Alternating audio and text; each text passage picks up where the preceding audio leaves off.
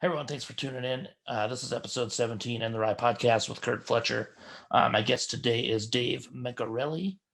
I had to ask him how to pronounce it. It's Mencarelli. He's a comedian and radio DJ from Reno, Nevada. I met him a few years ago working at the Laugh Factory, and I got to work with him. Super funny guy, super nice guy, so I'm excited to talk to him. So let's go talk to Dave. Oh, yeah. What's up, buddy? How's that? How do I look? God, I look good. Yeah, you do. Look at that. You freshly shaved that head or what? Yes, yes, last night, honestly, for your podcast. Like, I couldn't take that hair anymore, so. Nice, man. Hey, do you pronounce your last name Mencarelli? It's a hard C. God damn it. It's all right, man. I said, you know what? My buddy in Idaho, my comedian friend in Idaho, when I first met him, he's like, is it Mencarelli? He was actually hosting the show. And I go, no, it's Mencarelli. And he goes, you ain't a hard C, bro. Most people would assume Mencarelli. But yeah, I thought it was for sure for some reason. You know what? Italian probably it is, to be honest with you. Like in Italy, they probably say Mencarelli because it's much more Italian. But well, I'm gonna have to re-record my intro now. Or leave it. Yeah, he's a good friend of mine, Dave Mencarelli. My close personal friend, Dave Mencarelli. How you been, man? How you doing? Doing all right, dude. I'm doing all right. I am getting to do my radio job from home. I don't miss stand up. I really am not thinking I'm going to go back to it. So I miss the money, but yeah. I don't miss I mean, we could talk about this on the podcast if you want, but I mean, we're already recording. Excellent. Well, I don't miss the pressure of doing stand up, to be honest with you, man. Yeah. I miss cashing the paycheck. And I know that sounds terrible, but like I see guys, and you've seen it, you've been back working, right? Which is great. And I like our mutual friend, Tim Gaither, right? Yeah, I see why he misses stand-up and guys like him and guys like you. You have some silly stuff, but you also have a point of view and some things you want to say. And so does Tim. Tim's talking about things that matter to him and are serious. Like, I'm not like jonesing to get back up there and do my stupid dick jokes. But hey, my ex-wife is mean. I'm not like, I've never had anything to say. I've always felt like sort of a marginal sort of hack, like professional, right? Like we've worked together. I mean, I can host the show. I can be funny for 15 minutes or half an hour, even an hour if I have to be, but like, I don't crave it. And I don't miss stacking myself up to other comics. I think I probably told you this the first time we worked together. I was like, dude, I did tell you how great you were. I don't know if I told you, though. I watch a guy like you and I go, what the hell am I doing? If I curse, is that going to mess you up? No, that's fine. Because it's funny because I work with guys all the time, and I'm the same way though, and I'm like, I don't know what I'm doing. Like, I'm not gonna be at this. Does it motivate you though when you work with a guy like that? Do you go, okay, I got to get better? It does. To me, I go, I'll never come close to that. So why? Oh, really? Like I'm such a pessimist. Like I work with you and I go, man, Fletcher's quirky and he's weird and he's smart and he's clever, funny. Like this is a compliment, and I want people to take it this way. When you work Reno, sometimes you have a tough set because you're too smart. That's exactly how Little Rock was last week. I can like see even the club owner. He comes in the room, and when I got off stage, he was in the office, and he goes, yeah. When I walked in the club and I didn't hear the crowd laughing, I knew Curt was on stage. And he wasn't shitting on me. But he gets it at least, right? Yeah. I mean, at least he understands.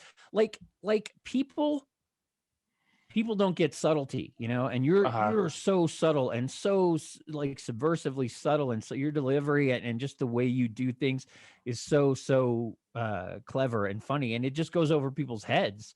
Yeah. Sometimes, I've seen that happen with you, and I go, man, I want to go over people's heads. Like this same crowd that just didn't understand Curt Fletcher, like laughed a lot at my stuff. So how stupid is my shit? That they don't get Curt Fletcher, but they think I'm funny. So like that, I don't like that. And like, I am always like, well, how come that guy got that gig and I didn't? I'm so petty about comedy and I'm so stressed. Yeah. I never liked doing the show. I like everything in 20 years. I did it a little over 20 years and I enjoyed everything about it except performing. I like traveling. I like staying in a hotel. I like going to crappy little towns and seeing places like, I think, I love Boise, Idaho, and I would have never gone to Boise, Idaho without the comedy club that's unfortunately not there anymore. But like, so I loved everything about it except doing it. And then the last couple of years, it really just became, oh, it's a nice second job, and it makes my, I can have 2 motorcycles, instead of one. It pays for that. And like, I've learned in this time without it that, okay, I can live on one income, and I can have 1 motorcycle instead of 2. And, I don't need 58 pairs of shoes, especially since I'm not getting on stage. And I buy a pair of shoes that I go, oh, I might wear these on stage sometime. And then I wear the same 2 pairs of shoes on stage for 20 years. So I don't miss it. And I really feel like it's taken a lot of stress off me not having. Now, let's be honest. Can you retire from something that no one's really asking you to do? I don't know, because I'm not in that group of comics that people are going to be reaching out to me to book. Now it's going to be tougher, right? Mm-hmm. Because, you worked your way up to headliner in a lot of places. And you're a headliner, like, you middle at Laugh Factory, but all of the middles at Laugh Factory are bona fide headliners for the most part.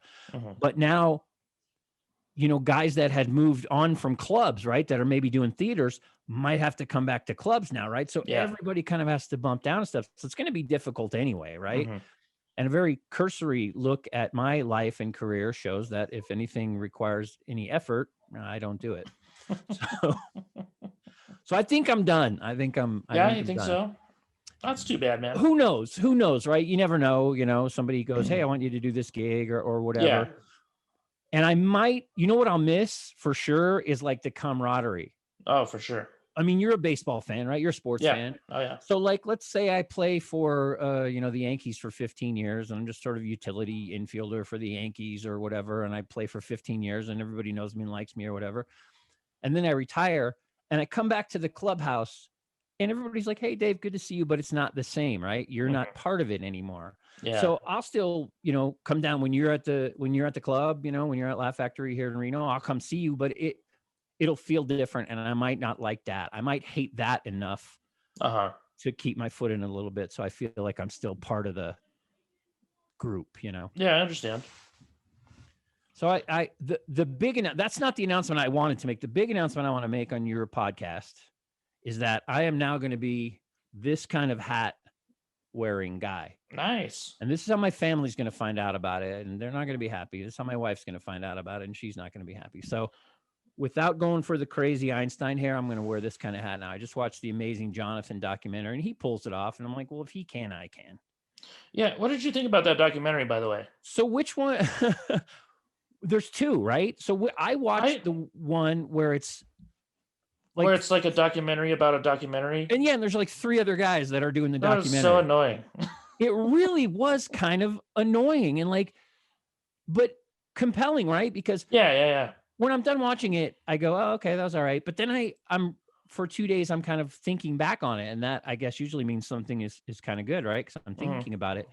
And I'm like, do you hate the guy? Do you feel sorry for the guy? Are you like, this guy's a douchebag or this guy's kind of a sad kid? I mean, I don't know. It was annoying to watch how that poor guy that did that documentary got the runaround, he obviously, and I think, he ended up making the story about himself, right? That was the ending. So, which was kind of cool, but dealing with Amazing Jonathan obviously was frustrating for him. And you feel that frustration, right? Oh yeah. Is that a guy that you watched a lot Amazing when you Jonathan? were younger? Yeah. Yeah, actually, I remember catching him on Comedy Central when I was younger, and I really liked him a lot. And then one of my friends, he was actually on my podcast a few weeks ago. He was on one of Amazing Jonathan's DVDs. Oh, wow. Yeah, he was like one of the guys in the crowd, and he had like a little bubble over his head, and he's kind of making fun of him or whatever. Nice. I mean, I remember loving those shows when I was younger, way before I got into stand-up. And I've worked a couple times with, I don't know if you've come across her. She's in Vegas now. Penny Wiggins, who was like his assistant for a long time. She's doing stand-up on her own now. Oh, cool. And, she's got some, she seems to have an affection for him. I mean, I didn't pepper her with questions. Like I try not to be that guy, right? Hey, I try to judge Penny and like Penny and know Penny, right? Instead of being like, hey, what's Amazing Jonathan like, but a little bit, you got some insight from her and she seems to have an affection for him. And I guess, I mean, as much as he's a pain in the ass in that documentary, there are some times when he comes across as like, you want to like him, right? Oh yeah. Mm-hmm. So I thought it was interesting, but I was like, this guy can do this hat, and so I can do this hat. Also, you seem more like a Mencarelli with that hat on. right? With a soft C with this hat on, right? Yeah, this is a soft C hat. For a while I was going to be that Boston Scally cap guy, Oh yeah, that guy like the Dave Russo kind of yeah, hat, yeah. him. Mm-hmm. And then I was like, nah, I'm not. I think that's douchier than this, unless you're from Boston, then you could pull it off. Yeah, this is a good hat. I think, is this the first time you've worn it in front of anyone? I mean, yeah, I don't go out. Like I have 5 or 6 of these hats that I just kind of wear, when I'm by myself in my studio here. Mm-hmm. But I'm going to bring it out. I'm breaking it out. I think you should at least try one stand-up show with that hat on. With this, with the hat. Yeah. I think I might have wore a hat like this, or I had the Boston Scally cap on one night, and I was wearing the cap, and I had these like blue tinted cool guy glasses. Mm-hmm. And I always wore sort of like a shirt and tie untucked. And I was working with Sean Donnelly, who's a great comic out of New York. And he goes, "You look like an unemployed jazz musician." And I was like, maybe that could be my shtick, right? Say, speaking of people you've had on, I'm going to refer to my notes here, because speaking of people you've had on your podcast, and thank you so much for having me, because you've had, like, I'm like, what the hell am I going to talk about? You've had Jarrett Reddick from Bowling for Soup, which was a great episode. You've had Jake Pacheco. Yeah. Another great episode, great band. And then you've had a bunch of people, and you've had Gomi. Oh yeah. Gomez. Steven Michael Zwada, who's a great comedian, by the way. He is, yeah. Super great. I worked with him in Reno when it was. Did you really? Yeah, really great guy. Cool. Great opening act. The name's going to escape me now, but great opening act. And he was really cool, like with the fans of the show. You know? He would hang out after and give them everything they wanted. It's so funny because he's one of those guys who, it seems like he got nicer after he got famous. Really? You know what I mean? Like, he was always a nice guy to me. Yeah, and all that. When he was doing comedy before the show, before he got on Breaking Bad. Yeah. So, because I've done a few shows with him after Breaking Bad and stuff, and he's just a super nice guy, and always takes time to sign autographs and all that, and talk to people about the show. And I always feel like, cool. and you've worked, you and I both probably have worked with a lot of guys that have some level of fame, right? Mm-hmm. And I always feel like you're who you are, and then the fame or the money or the combination, whatever it is, you're going to become an exaggerated version of that for the most part. If you're kind of a dick already and you get famous, I think you're going to be a huge dick, right? If you're a nice guy and you get famous, I think you'll probably be a pretty nice famous guy, you know? Yeah. You see things like Tom Hanks taking that. There's that famous picture of Tom Hanks taking that selfie with the guy who's passed out at his birthday party. And I think Tom Hanks was probably a nice guy before he got famous. And so he becomes before he killed that guy and took a selfie with him. Yeah. Before he became a serial murderer, the selfie murderer. But I think that's the thing. And so, Stephen Michael Quezada is probably just kind of some guys seem right that you work with, you work with them the first couple of times, you're like, he's kind of standoffish or I mean, some guys are quite obviously dicks, not many, but some are like, that guy's a dick. And then some guys you're like, oh, that's just not a guy we're going to be, taking selfies at the end of the week. And he just kind of stays to himself. And then some guys are super, super nice, but those standoffish guys, sometimes you work with them a little longer and you find out that they are standoffish or that they're just they're not comfortable around people, Yeah. It's funny. One of my good friends in this business, Jason Russell, the first time I ever met him, I was doing a guest spot, and this was 2002. Wow. And he just seemed like such an asshole. And he didn't talk to me at all. He didn't talk to anyone.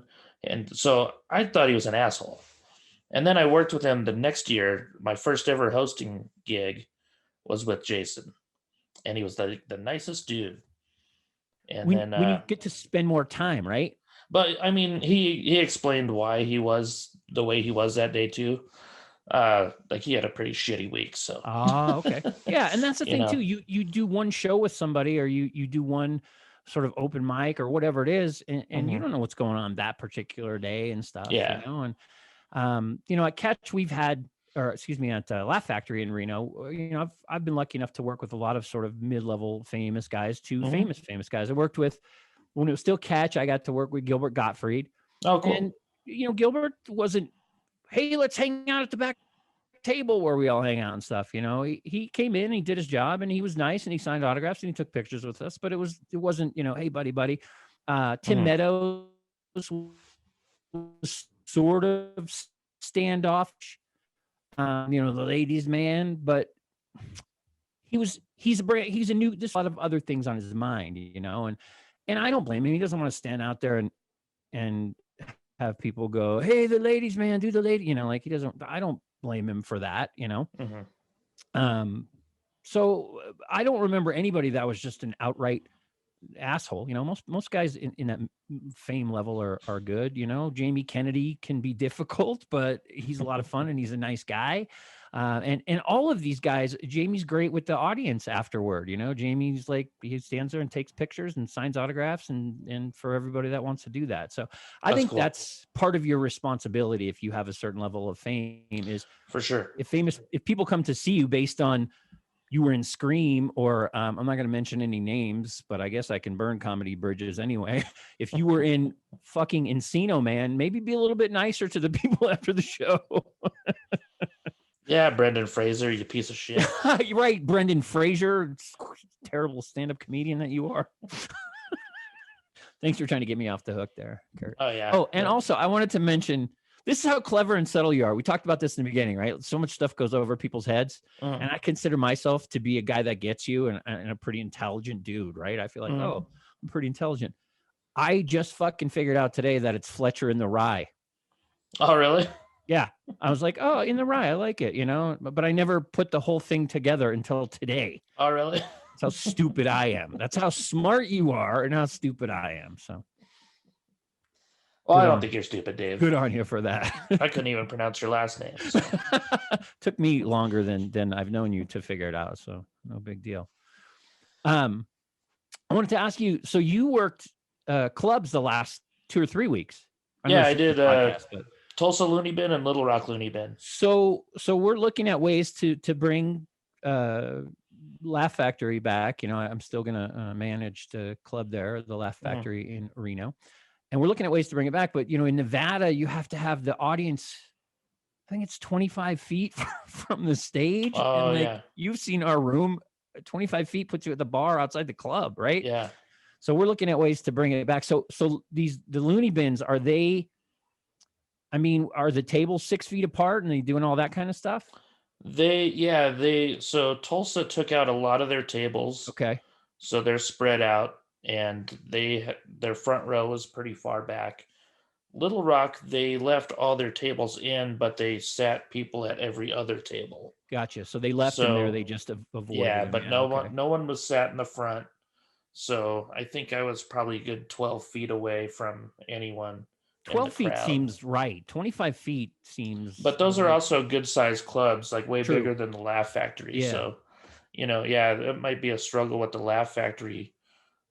They're thinking about, and this is not going to make any sense. No one's going to care about this but me and you. They're thinking about moving the stage to the wall where the comics table is, between the green room and the comics table, and then seating it lengthwise like that. Moving the stage.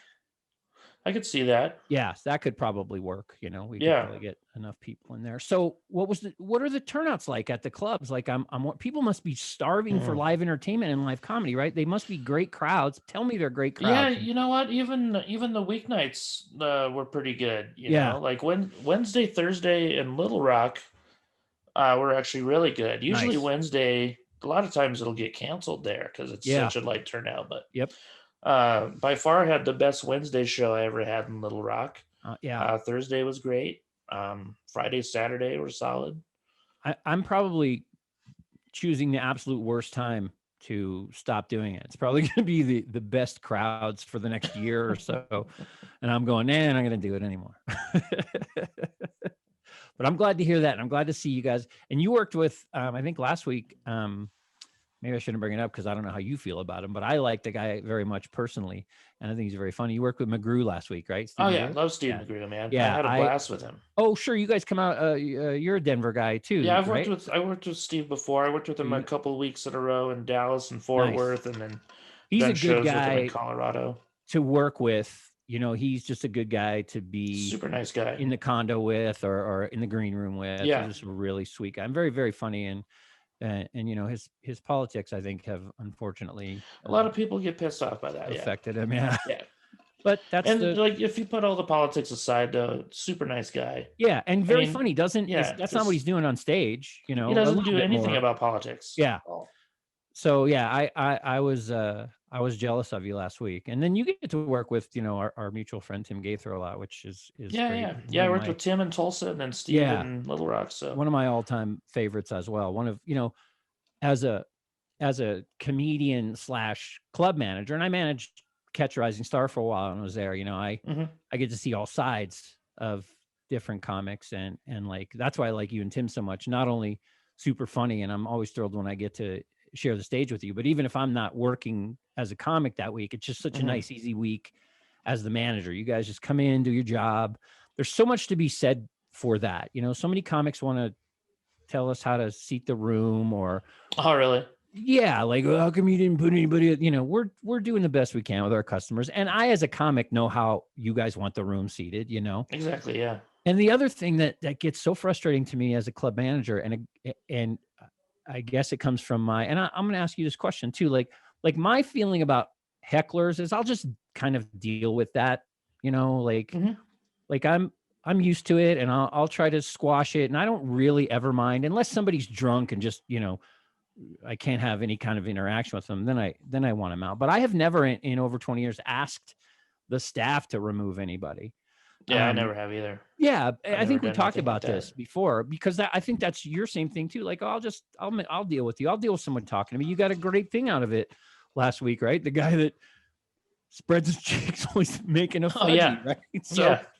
I mean, I think if you're good at it, you can get to. We had a tough one. Our last show that we did together with Tim, before they shut everything down. That lady was ridiculous, and there are times like that where it's just too much. Sure, and it's ruining it for the. No matter what you do, you just can't shut her up. Right, and then the crowd is upset. But some comics, and I will certainly not mention any names here, but some guys like. There might be people 4 rows back sort of whispering to each other. And I'm going, okay, are the people around them bothered or whatever? They're not. And the comic notices it, and the comic goes, like, shut those people up. Or, there's guys like that are like, hey, you have to hear this great thing that I thought of, Yeah. Like, they're not at that level, right? And I'm talking about mostly middles. They're not there to see you specifically, right? Yeah. I mean, no one's coming to see Dave Mencarelli. And even a lot of the headliners at the club level, people go like, oh, let's go to see comedy. Let's go to see this guy. Some guys you do. So like, just if those people didn't buy tickets, and if people, I don't want to remove them and give back $50 to the, from the club. And so just kind of, it's occupational hazard, so just kind of, but that's what I love about you and Tim. Tim handles them great. You handle them great. You guys are easy to get along with. You show up on time, you do the set, you do the time, and that's, I'm not going to say that's a rarity. That is probably the majority of times, but boy, those weeks when it's not that, can be difficult, man. So I look forward to you guys all the time. Not only funny, like I look forward to people that aren't necessarily as funny as you guys, but that aren't a problem. So when you get the funny and the professional all in one, I mean, I honestly think that's what gave me 20 years is, I mean, I'm funny enough to work, I'm not the funniest guy you could book, but I'm going to show up. I'm going to do the job. I'm going to be professional. I'm not going to run people out of the club. I'm not going to be rude to the staff, which you guys are great. The staff, that staff's been in that club for 20 years since it was Catch. And they're very picky about who, they're like, oh, that son of a bitch is coming back. Oh yeah. So when you have their, it's a small staff there, but when you have their approval, then you've got something. You guys have that. And so like I always think that's probably what got me however many years I have, a little bit over 20 years is just by kind of being a good person. Yeah, yeah. Being a douchebag, That's the advice I give to young comics that go like, what can I do? I go, just don't be a dick. And some headliner will go, I got an 8-hour drive to a shitty gig in Montana, and that guy's not a dick, so I'll take him with me because he can drive. And that's how I got started. Yeah. God bless you. God Where bless did you start? Rick D'Elia, if you're watching this, thank you so much. I started in Reno, and I was old. Oh, did you? Yeah, I was 32, 33. Okay. Typical, you're the funniest guy at your job usually and at the family things. And then there was a stand-up comedy class at the community college. And my mom goes, I want you to take this class and I'll pay for it. I think you'd be great. And I go, if you never bother me about stand-up comedy again, I'll take this class. Because I didn't want to get in front of people. I was petrified. And my mom would always bother me and people I worked with. And so I made the deal with all of them. I'm going to take this class and I'm going to finish it. And then you guys never bring stand-up comedy up to me again. And the class was taught by this guy named Mike Price, who was he was a punch-up writer in the 70s in Hollywood. Like he'd get the script for MASH and punch it up with no credit, or Murphy Brown. He passed away and I have all his Murphy Brown scripts with his notes in it and stuff. Oh, and really? Done a little bit of stand-up and he was, this was 2000 or 1999 and he was 70 something then. So, he was an old guy, old Hollywood guy, but he could take your stupid stories and make them into bits. He taught you how to take those things that cracked up your friends at parties and make them palatable for an audience, Cool. And then you were in this group of 8 other people that were also as nervous as you. So it became sort of this, I hate to use this word now, but sort of the safe space, but you felt comfortable getting up in front of the class and doing it. And then I always, from that class, I loved writing comedy. I've never loved performing it, but I've always loved writing jokes, and I love writing jokes or tags for other people.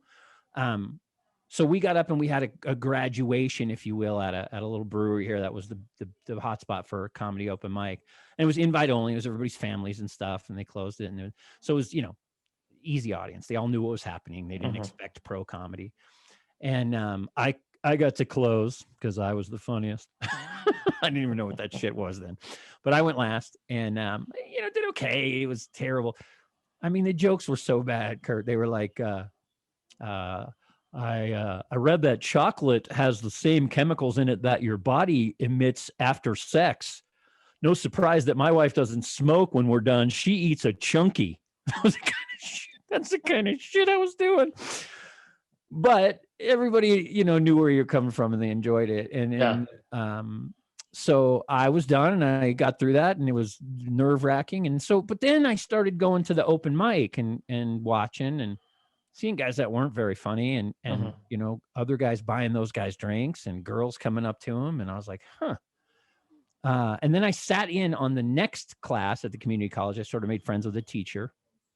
And I watched those guys and my buddy Adam Stone. I don't know if you ever met Adam. I've worked with Adam, yeah. So Adam Stone was in the next class and everybody else was not shit, but nobody else was trying to be a comic, but Adam was wanting to be a comedian. And Adam has always been a student. And to this day, he still studies what he does and what other comics do. So he was fantastic in front of the class. I was watching this guy going, fuck, I hate him, And then at the show, I went to the show and the teacher said to do 5 minutes at the show. And I was like, no. But I eventually did. And it was awful. But Adam was so great. Adam had jokes like, back in the day in Reno, there used to be Keno runners. I don't know if you're familiar with that, but they would come through you play Keno in the restaurant and people, the Keno runner come through and pick up your ticket and take it. And they'd come through going, Keno. And they wear a little vest with Keno on the back. And Adam did a bit. I wish I could duplicate it, but it was so funny. His bit was about like somebody in the restaurant that lost their dog. I mean, like they're really missing this dog. They're like wandering through the casino yelling, Keno. They had like a memorial vest made with his name on the back. Like I was like, son of a bitch, this guy's really good.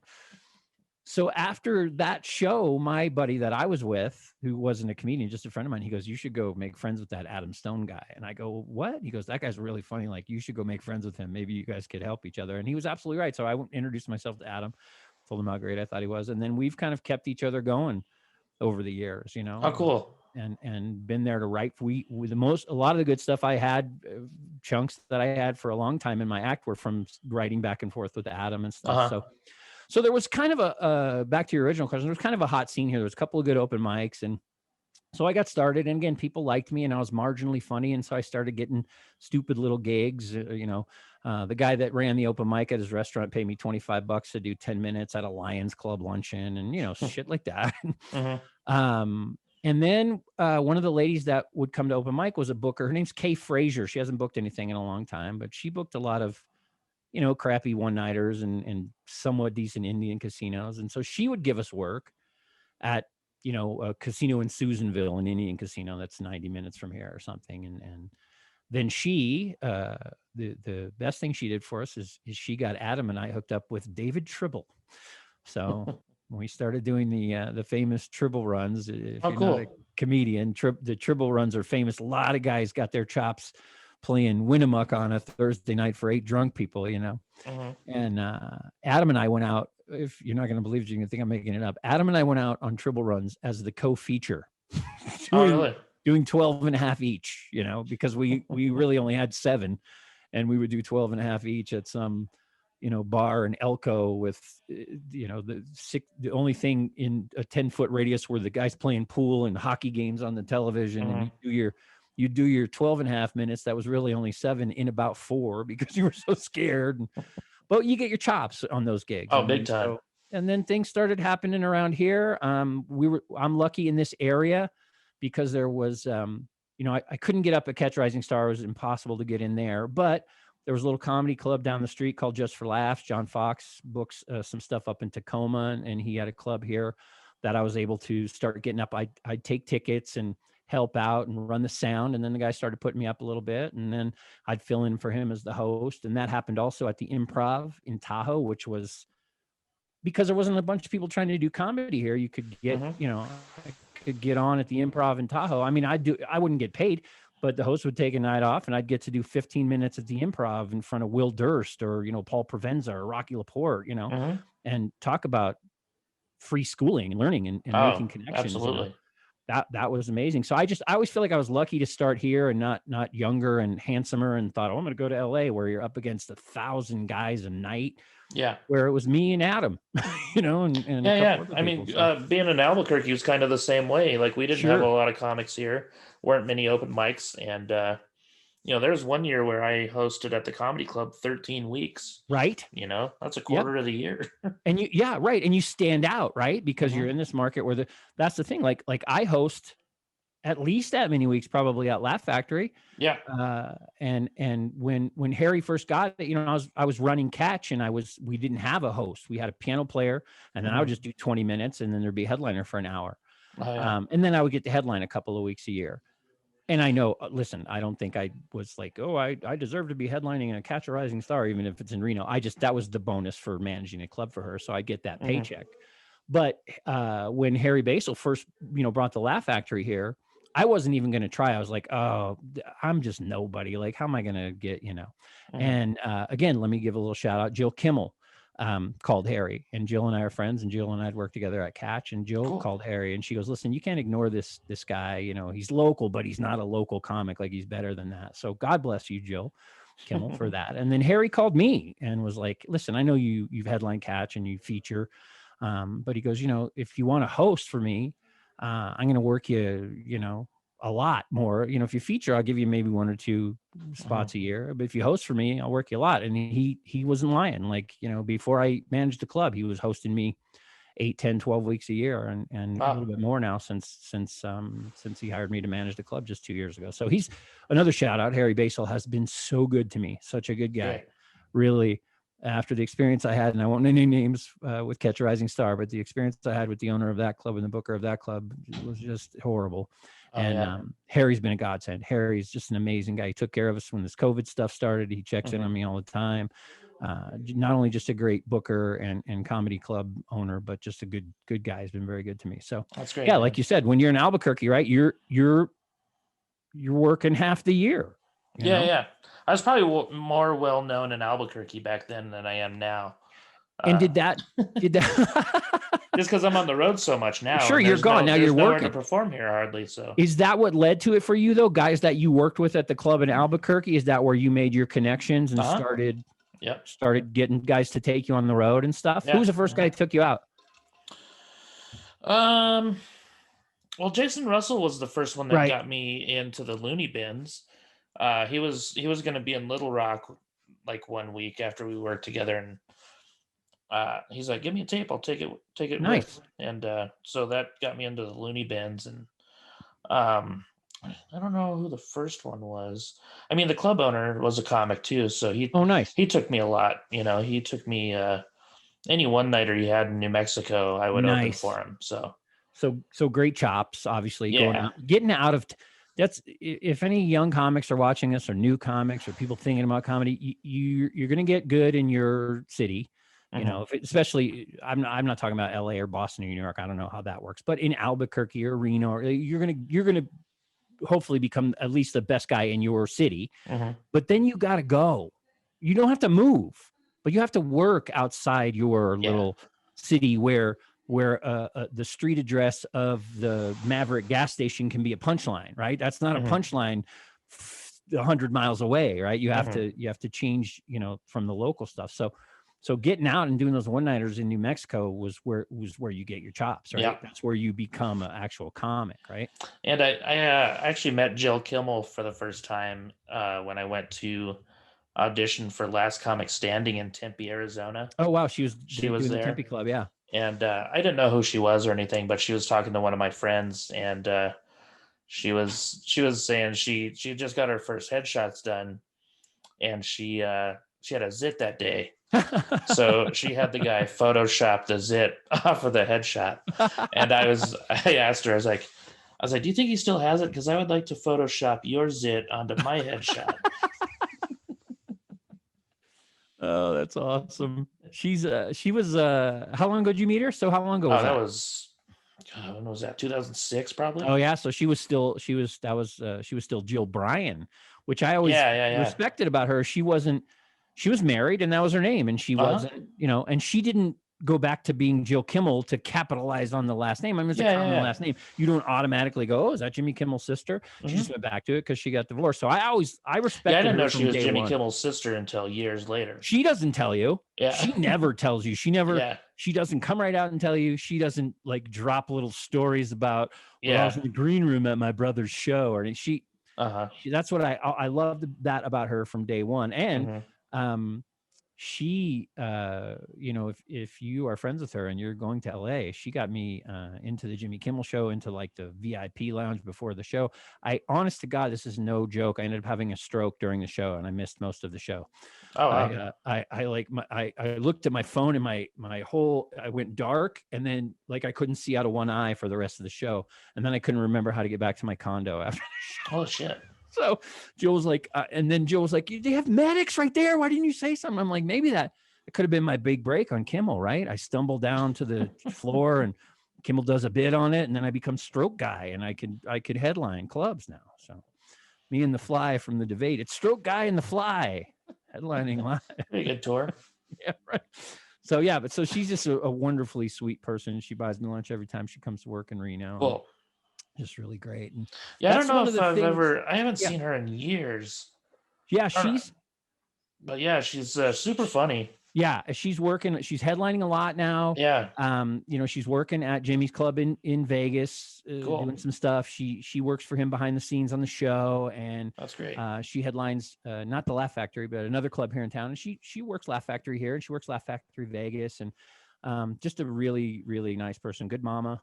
And just a nice person. And again, like that's the few people I've mentioned to that I'm probably, you know, gonna retire from comedy are like, well, my mom is like always been my biggest fan. Again, you know, she made me take that class, so I wouldn't have ever gotten to do it if it wasn't for my mom. So my mom is like, well, do you think you can put it away and be content with it? And I go, yeah, because like, if I didn't do stand-up comedy, I'm not doing this. Me and you aren't pals. I never really run into you, you know. Jill Kimmel is another one. There's hundreds of people not just comics, but audience members and Mm-hmm. staff members at clubs that I have still friendships with. You know, I went to Boise Yeah. for the first time, 2012.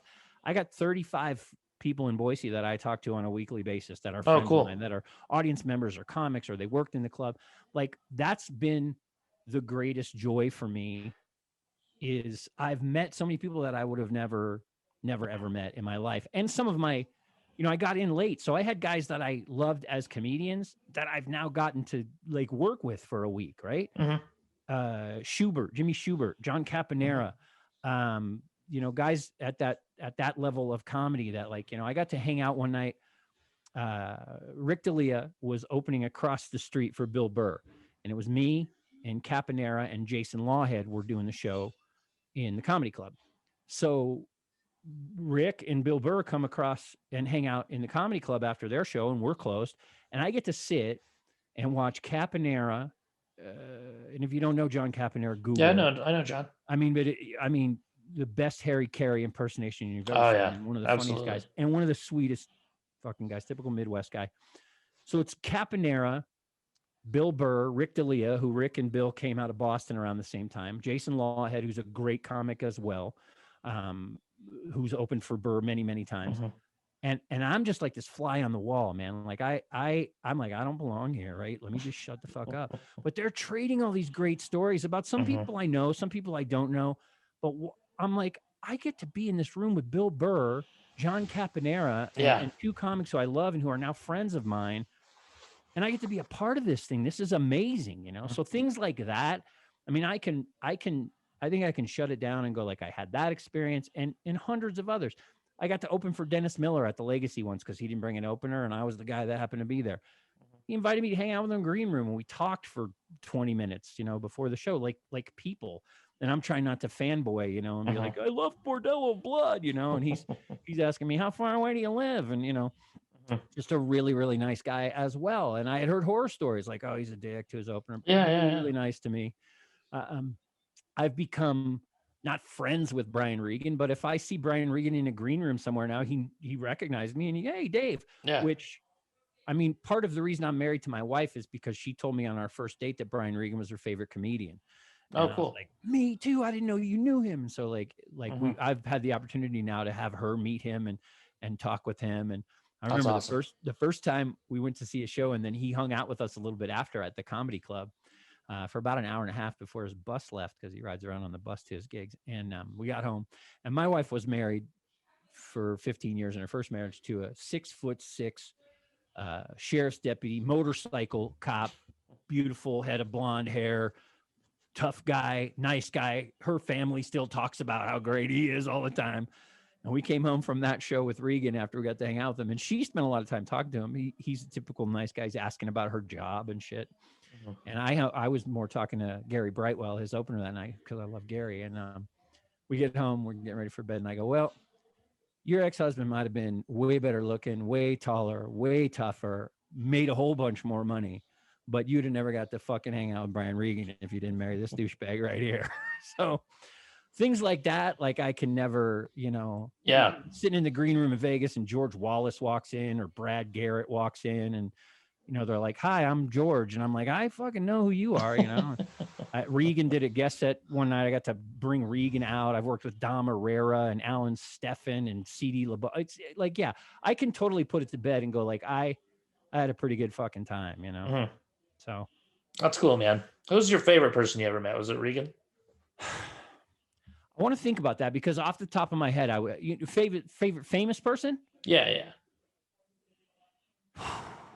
I want to. I mean, probably just because I looked up to him before I was a comic. I saw him at a little club here in Reno in 1992. Nobody knew him. His Showtime special, I think, had just come out. Nobody knew him. And me and my buddies went like 4 times. We could recite the act from what, I mean, so, and a really nice guy. When I tell him those stories, he reacts well. And one of the funniest things he ever said to me off stage was, that week I got to bring him out in his guest set. Dom Herrera was headlining, and my dad was a big fan of Dom Herrera, so I always was like proud to work with Dom because my dad thought that was cool. And Dom once I got to know him, would bust balls, which I loved, right? And we were talking in the green room once, and he said something about doing a show back east for a booker that we both knew. And I said, fucking, I don't fly. I haven't flown in 22 years. I'm afraid to fly. So it became the running joke that week of what a pussy I was for not flying. He's like, 7-year-old girls are coloring, Dave, and you're afraid to get on a fucking plane. So one night I bring him, that night, actually, that Regan's going to do the guest set at the late show. I bring Dom out at the early show, and I go, Dom Herrera, and he comes on. He goes, give it up for Dave, everybody. This fucking pussy's afraid to get on an airplane. And then he did 10 minutes about what a chicken shit I am, right? Which was great. So then I bring Brian out at the late show, right? And I go, ladies and gentlemen, and he tells you not to make a big deal, because as famous as he is to us and comedy fans, like a lot of people go, I don't know this fucking guy, right? Yeah. And he gets that. He no ego about that. He's like, don't make a big deal, because they'll be expecting fucking Bob Newhart or something. So I bring him out, right, and he goes real nice, just the typical shit. Hey, give it up for Dave, a really funny guy. And I go, oh, it's so great. I got that on video now. And so later on in the green room, we're doing Harry Basel does these karaoke parties where he brings a karaoke machine, and a bunch of comics come from all over Vegas and hang out in the green room. And it's one of those nights where there's way too many people that I don't belong in there with. Eleanor Kerrigan's there, Carl LeBove, Rich Voss is in the green room. Like, it's just like, what the fuck am I doing here? And I say to Dom, though, I get a chance with Dom and Brian together, and I say to Dom, I go, hey, Dom, did you hear how Brian, said when I brought him on? A very funny guy. He didn't call me a pussy. And Brian goes, I was going to, but Dom already had it. I just got my balls busted by 2 of my favorites.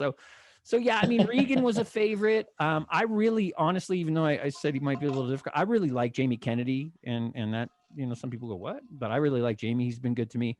Cool. Tom Arnold was really nice. Nice. I opened for Tom Arnold in Vegas. I love Tom Arnold. I opened. He was very nice. Very, very. I asked him, sometimes I go, I don't want to be that guy, but I go, hey, on the Roseanne roast, did she really not know you were coming out, and he's like, oh yeah, he told me the whole story. And I was like, oh, that's cool. I like getting that insight. So, but I guess Regan, because I love him most as the comic, was my favorite. A guy that that maybe a lot of people don't know. He's not super famous, but he's had some late shows and stuff. Al Lubell. I don't know that name. So Al Lubell, he had a pretty decent run in the 90s, and he is one of my favorite people of all time. He's working a lot in like overseas and stuff now. He's very esoteric. You would love him because he's smart. Yeah. When he works Reno, people have asked me for their money back. That guy sucks. And when I was the manager, I'll be like, that guy is one of my all-time favorite comedians. So you're pretty much saying I suck. So I had a lady tell that to out of here. Tell that to Tim about me when I was standing right there. Is that don't you love that? Like, yeah, she goes, you need to drop that second guy. I was like, me? In that stage whisper, right? Like, hey, that guy before you was awesome. Oh, she wasn't doing the whisper. She knew right out loud. And she knew you were standing there. Yeah. Oh, yeah. Jesus Christ. That's awful. But again, I didn't give a shit. I was like, fuck you. I wasted 20 minutes of your life, bitch. Right. So let me ask you that.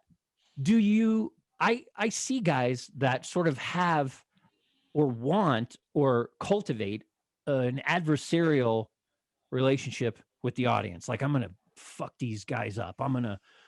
I never have that going in, though. What you just said, I've been up there 5 minutes and then thought, oh, I'm going to make this miserable for another 15 minutes for you fucking guys, because you just don't get it and you don't want to be here. And so I am just going to make this, I'm going to do the grossest, stupidest shit for 15 more minutes. So was it like, do you ever get like that? You don't, I know you don't go into it that way because that's not who you are, but are you ever up there and then you go, all right, fuck this? Yep. I've done that a few times. Yeah. Most recent one was, I actually did it the other night in Little Rock.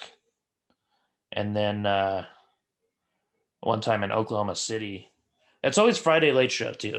Right? It's always Friday late show. And I don't see why we have those. They're just not laughing at whatever I'm throwing out there. So I'm like, you know what? I'm just going to tell jokes I normally don't tell. They've been drinking since 4:30. It's 11 o'clock at night now. They're tired. Yeah. And they're not smart. So I just hit them with some dirtier stuff that I normally wouldn't tell on stage. That's usually what I do. Yeah. Try and shock them a little bit. Go a little dirtier. And then I go for the shock value as well. But then I like to drop in like a really bad pun to really make sure I fucking piss off. And I like to tell them that I did those jokes just because I hated them. But and that's a thing too, right? That's a thing why I'm going to give it up, because in all this 20 years, I've never gotten as honest as I want to be. And that's the key, right? So just be honest and address that. Like when that situation you're talking about happens, address it. Hey, you know what? I'm really not enjoying this. I can tell you guys aren't, but I'm really not either. You guys are just fucking, we're not on this, address it, right? And see where that goes, right? Just be honest. Yeah. And I've never like, I'm always worried about like, okay, so like I love working with you and Tim, right? And we're friends. I would say we're friends now. We've worked together a few times and we're friends, right? So I go up there and I'm like, okay, I don't want to look bad in front of, Tim and Curt. Like I don't want to have a bad set. And so like, these are my friends and I want them to respect me. But what I also know is as a comic, like, you're not fucking watching me. Like you've seen me. You're not sitting in the back going, let's see how Dave's going to do with your little notepad. Tim isn't even in the room yet, probably while I'm up there. And I usually watch your set though. So you and some people do because you want to see, you're smart enough to know that I, even though I try not to as a host, because I don't think it's fair, I sometimes will veer off into some crowd work. And so you're smart enough to go, okay, what has Dave already exposed and what So as a feature, I always do that as a feature, even a headliner. I try to watch the whole thing so I don't come back to something that's already been addressed, And I'm not, or you can even like feed off of something that's already been you done. could stack on it. Absolutely. It could be the first line that comes out when you get up there. Right. And I'm not, when I say Tim's not even in the room yet, I'm not shitting on Tim. That's common. The headliner is not. He paces around a lot. He doesn't. Right. He doesn't like to see the audience. He shows up at 7:00 for sure. He's in the room, but he's there. Out, he's in the green room. He doesn't like to see the audience before he goes on because he doesn't want to have a certain expectation, a preconceived notion. That's what I used to hate at Catch, seating them. I might already fucking hate them 10 minutes before I even go up there because I'm like, they're assholes when I was seating them and I'm mad already, So I get that. So I don't want that to sound like, oh, Tim's not even in the room, Mr. Big Shot. A lot of guys are they come and they check in and then they go out and they have a drink at the bar outside, or they're wandering around, or they're watching a basketball game. I mean, I'm not saying, but I always have this like ridiculous pressure I put on myself, like, oh, I don't want to let, I got to have a good set here so I don't fuck it up for Curt. How many times have I come off and as I'm, bringing you on, I come by and I go, sorry, dude, and you always go, fuck you, and that's the thing is you guys don't need, you can, even if I have a horrible 12-minute set, you're going to be fine. And good headliners are going to be fine. So it's all this undue pressure I put on myself, all this, and maybe if my shrink and I can figure out some way over that, I'll tell you what, CBD lozenges have helped. Oh yeah. Yeah, absolutely. I can't smoke pot. It puts me to sleep and I feel weird about it, but CBD gummies have been great.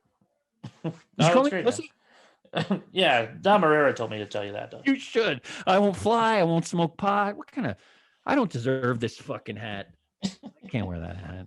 I'm not a pot. Maybe that's your alter ego, where you're not a pussy. Plane. Yeah, right. Like you put on that hat and you book a flight. Book a flight. No, on the internet booking my flight. Weed, but yeah.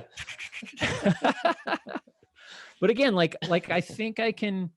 I mean, there's aspects of it for sure I will miss for sure. Absolutely. I've quit a few times.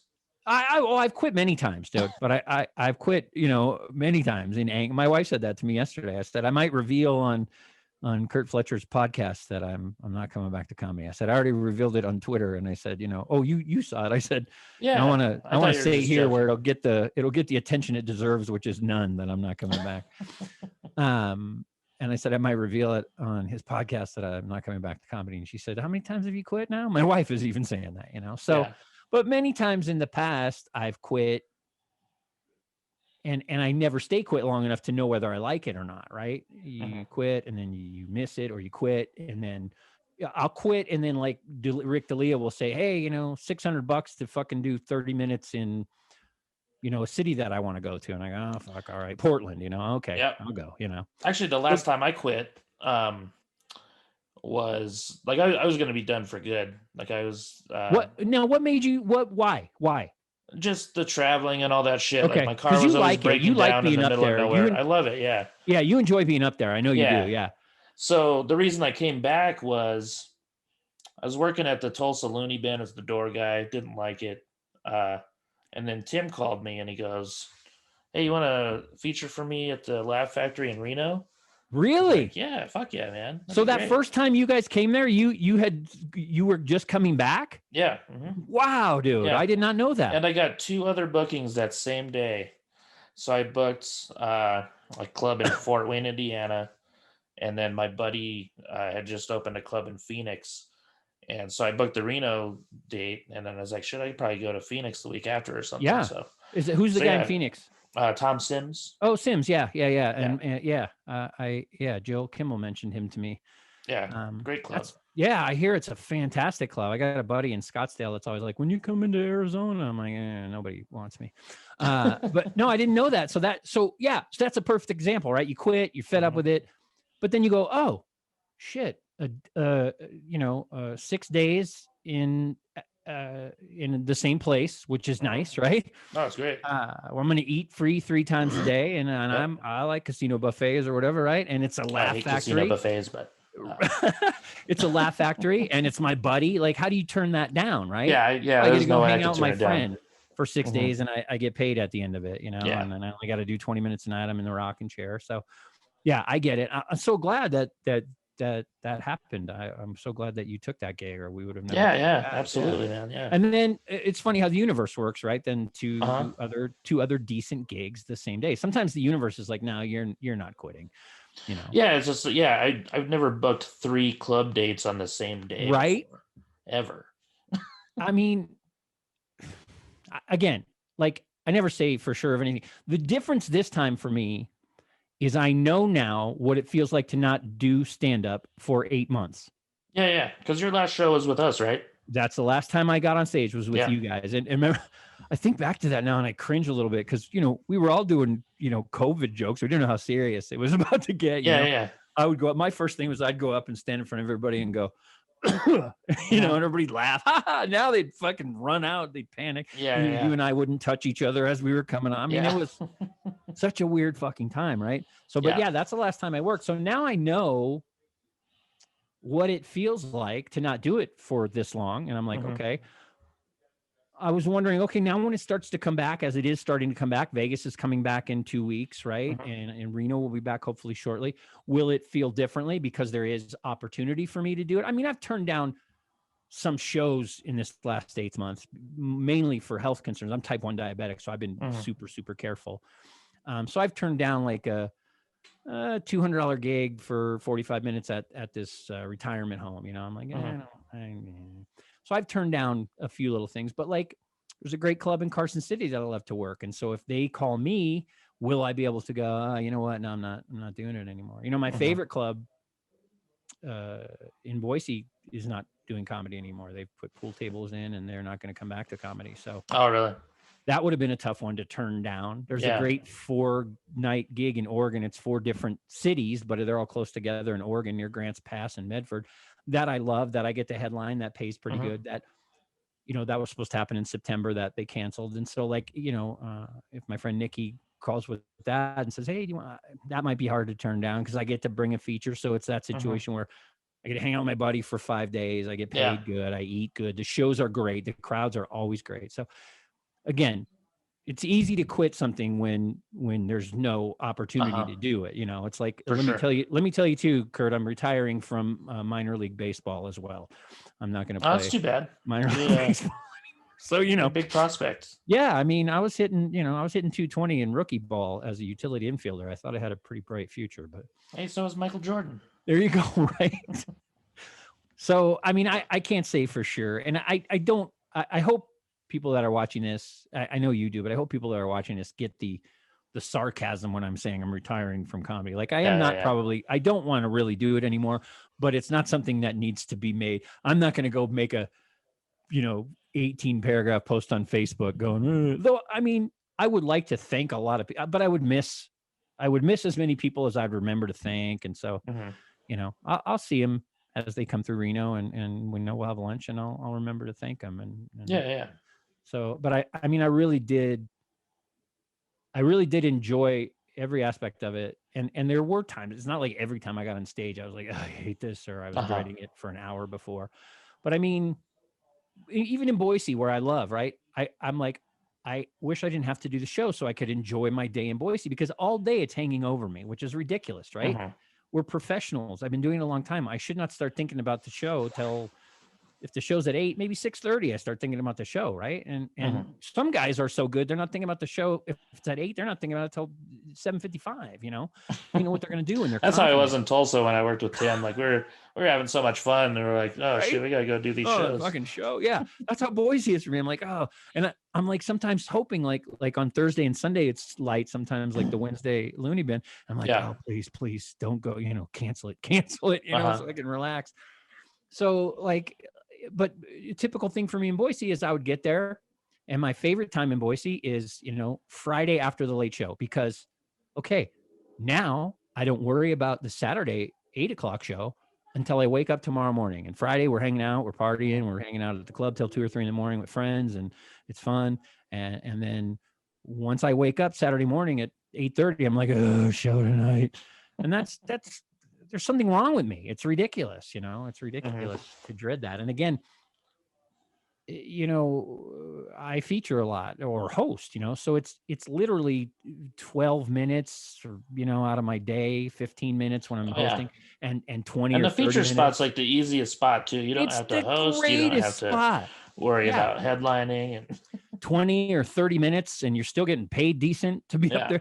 And you're set. If it's a tough crowd, you're done in 20 minutes, and you're fucking, having a Coke or a beer or whatever you do. And that guy's got to struggle. I mean, I work a lot with Mark Yaffe on the road, and I sometimes go, Mark, as we're coming off, I go, Mark, I'm so sorry you have to be up there for 60 minutes, dude. That can be awful, right? But there's a freedom though to being up there for 60 minutes too, because you can veer off, you can talk to them, you can be like, fuck you, there is a freedom to that. In your feature set, you kind of got to just get to it. And I always wanted to just kind of do, once I had about an hour and a half material, I always kind of wanted to do crowd work.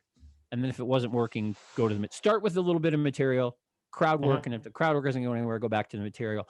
But I don't feel like that's fair to do as the host, certainly. And I sometimes feel like that's not fair to do as the feature either. If you're not with the right headliner, then so I never figured out a way to make that work, though. When I do get to headline some of these C-level clubs and stuff, I enjoy that. So again, you can't quit something that you haven't been asked to do in a long time, but I'm sure Harry has said through all of this, hey, when the club opens, you just let me know, when you want to host week, or and I get 2 feature weeks a year there, part of our deal, and he goes, just let me know. So I mean,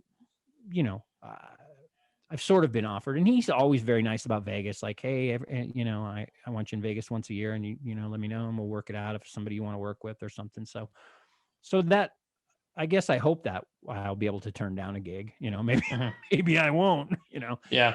And let me admit something kind of embarrassing, and it'll give you some insight into my psyche and how fucked up I am. Part of me hopes that some sort of,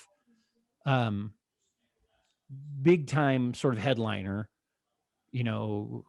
comes to the club in Reno, and they go, oh, where's Mencarelli or whatever, or where's Mencarelli?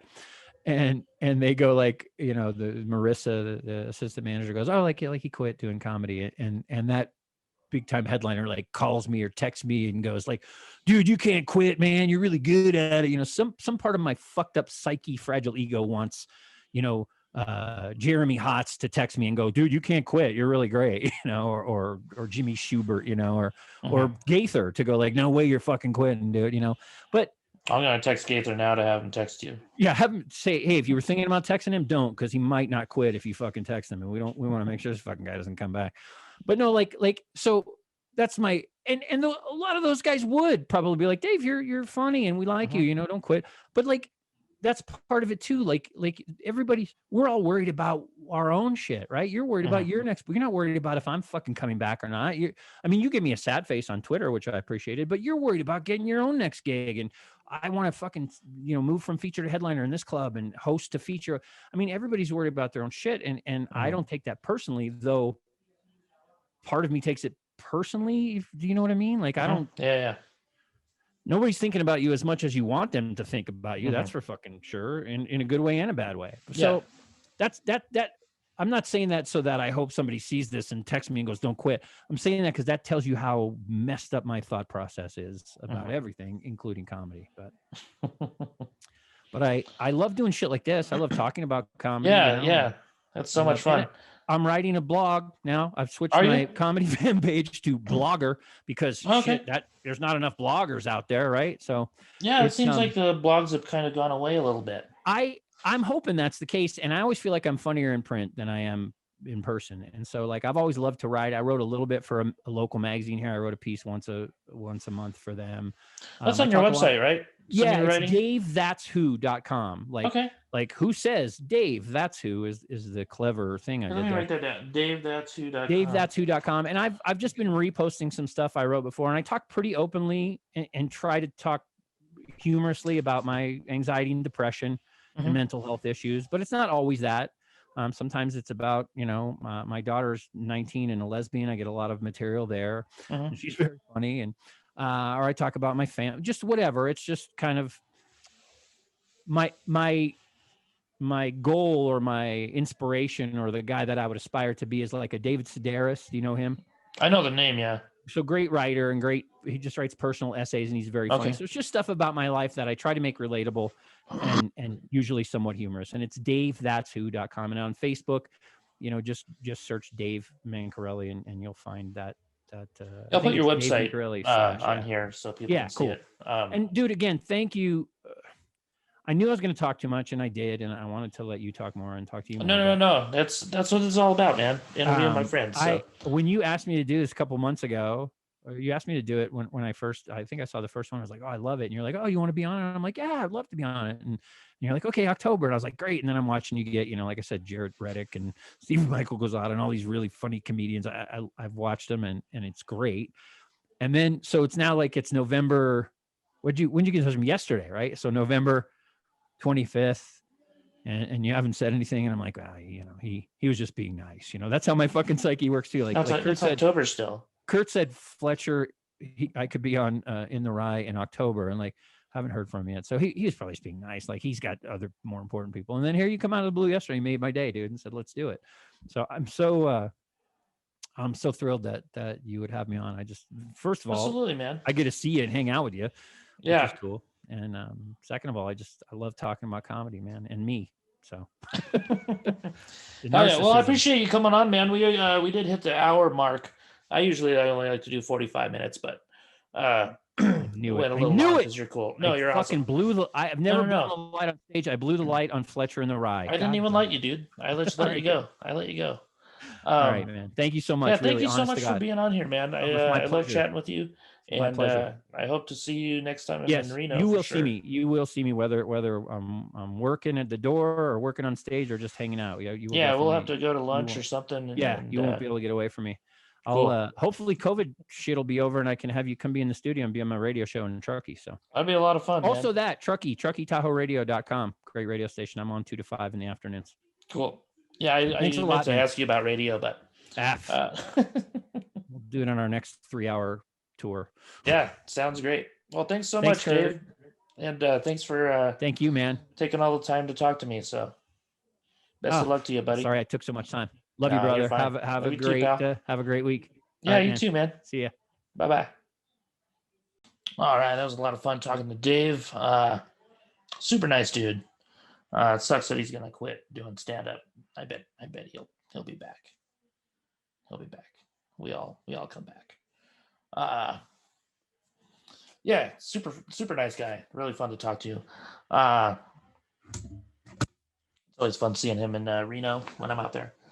I was working Little Rock last week. That was a lot of fun. Worked with Steve McGrew. Really fun dude to work with. Super nice guy. Had a fun week with him. Little Rock, the crowds they're a little slow there, but I always have a good time. And next show is going to be in Glendale, Arizona, Stir Crazy Comedy Club, November 13 and 14 with Tim Gaither. It's a fun club, Stir Crazy Comedy Club, really fun club to do. It's a really cool area too. A lot of stuff to do around there. A lot of cool restaurants and things like that. So I'm excited about that. As always, thanks for tuning into the podcast. Thanks for listening. Thanks for watching. Make sure to subscribe to whatever you're listening on. If you want to donate to the podcast, you can do that on Venmo at Funny Fletcher. I'm going to start doing some that are probably just audio when I travel more, just because it's a lot easier to record. I just bought a portable recorder, so it's going to be a lot easier for that. Super excited about that. And as always, I want to thank Jarrett Reddick, who's working on the intro music for the podcast. Jarrett Reddick is a singer for Bowling for Soup. He's also the voice of Chuck E. Cheese, which is cool. Also, thanks to John Singleton from Anesthesia for doing the outro music on the podcast. And as always, I got my merchandise 10% off for podcast listeners. If you use promo code in the right podcast, that's all capital and no spaces. If you go to my website, funnyfletcher.com, I got the store on there. You can find all the links to all the podcasts on there, all my shows that are coming up. I've got videos on there, all kinds of stuff. And I'm also putting out a new video on Halloween that I'm really excited about. So don't really want to say anything right now, but you'll see it on Halloween. So, all right. Thanks for tuning in. We'll see you next week.